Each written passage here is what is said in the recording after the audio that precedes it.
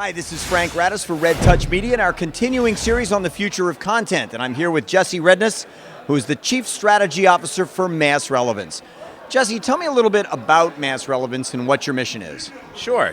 So Mass Relevance is a 3-year-old software company that really started as one of the first companies to work with Twitter, to take the Twitter fire hose and integrate Twitter, tweets into the broadcast integration. Here we are 3 years later, evolved the platform and evolved the software to basically be a platform that aggregates and curates all the social conversation from any source, and we build engaging content experiences and visualizations out of all that data.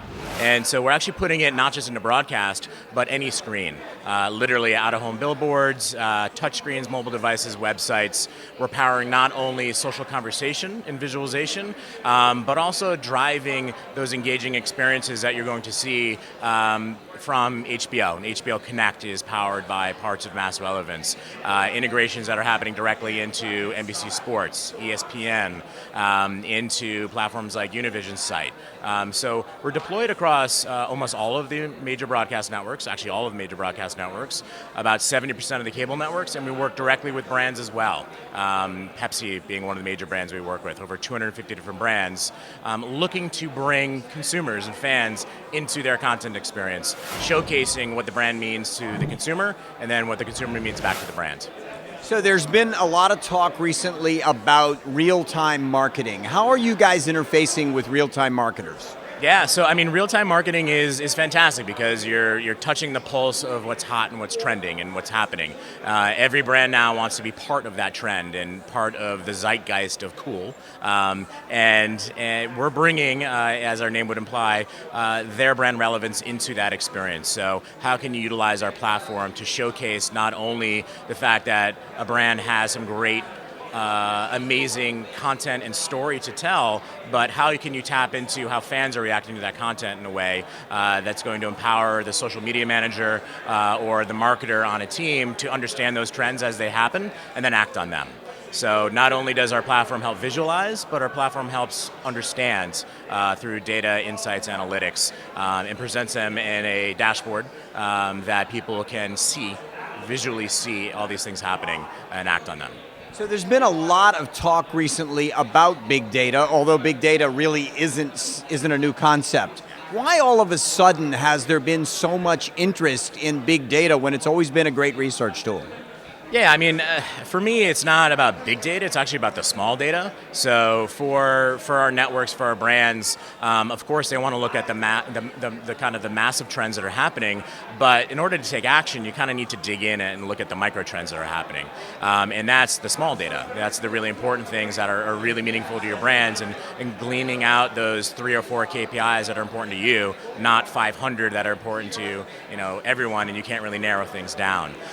So what it does is, the science and data behind understanding your consumer base is really important, because when you can actually successfully put data science together with the kind of creative gut instinct of what you're looking to achieve in the creative world, that's when you're going to win. That's when you can actually tailor something to your end user, your consumer. That's when you can enter their life in a way that's really meaningful to them versus driving conversation. You're actually having conversation with them.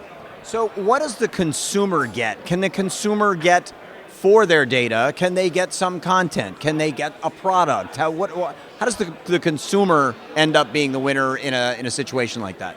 Yeah, there's a number of different things, and it really depends on what the brand is looking to achieve and what the consumer wants. Kind of when you think about the term gamification and what that's about, that's really about motivational sciences and finding out what's important to the consumer and building a content experience to give that person what's important to them.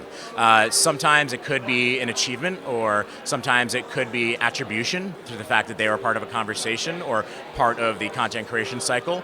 Sometimes, I saw this during the Grammys with Oreo, in which you're participating a platform called Chirpify, you're participating on social media, and they would actually send you samples of the new Oreo cookies that are coming out and entered into a sweepstakes. So I think there's a number of different things that you can actually show that value exchange between consumer and brand and consumer to consumer, and it's really identifying what those things are. And it could be access to content, great video-based content or images or the signature of an actor or talent. Right now the new, I think we heard this yesterday from actually Lauren Zalaznick. The new autograph is actually a retweet from somebody famous. So, is that really important to the fan base of a television show, of a brand, a fan of a watch, whatever it may be?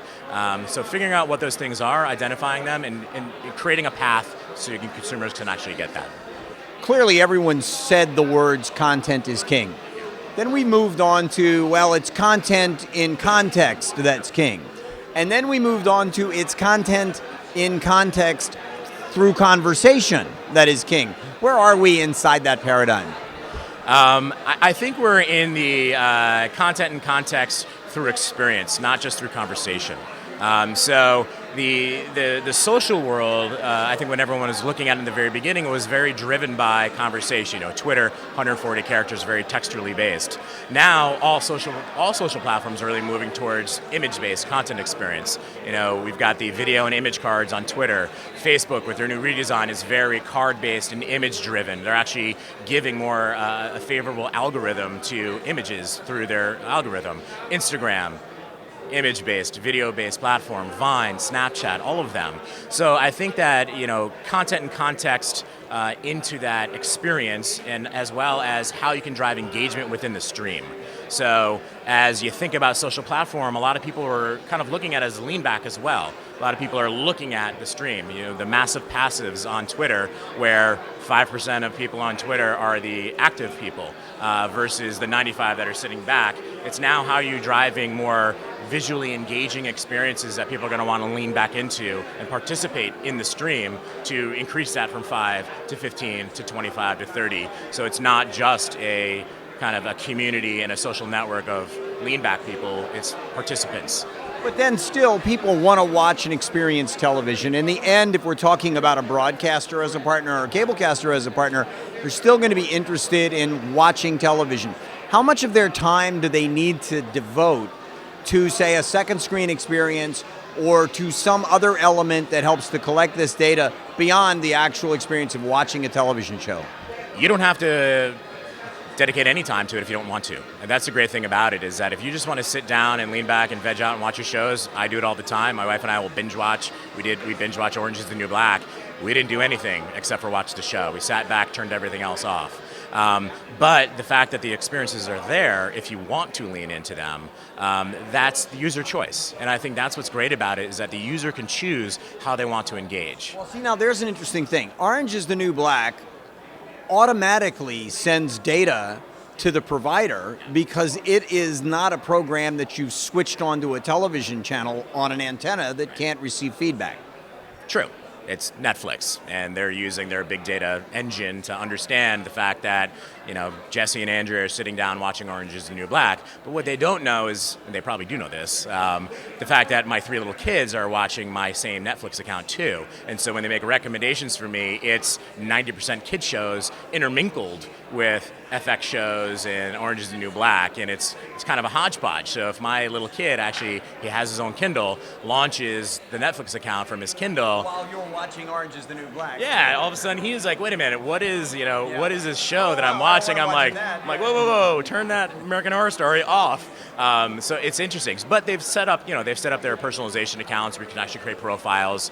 We haven't gone to do it yet, but they're there, so it's smart. I think they're a different use case in regards to a broadcaster. But what they're doing is interesting. I mean, their marketing approach with Orange is the New Black this season versus the first season was very different. Same thing with House of Cards. House of Cards is about to premiere this next season, isn't it? Have you seen a lot of marketing for it yet? It's pretty interesting. Yeah, it's certainly a show that I want to watch.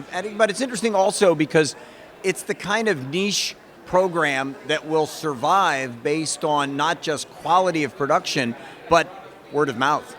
Absolutely, and that was great about House of Cards when it came out, is the word of mouth around it was tremendous.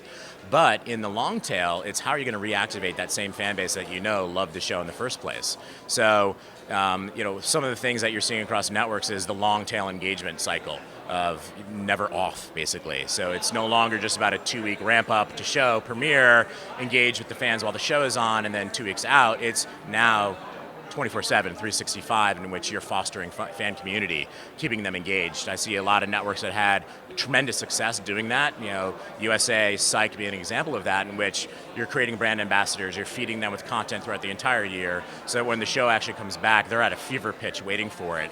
You're gonna get more economy out of your marketing budget by creating those brand ambassadors and giving them all that great content. Same thing with Suits, and you're seeing it across HBO as another fantastic example of how they engage the fan base throughout the off-season.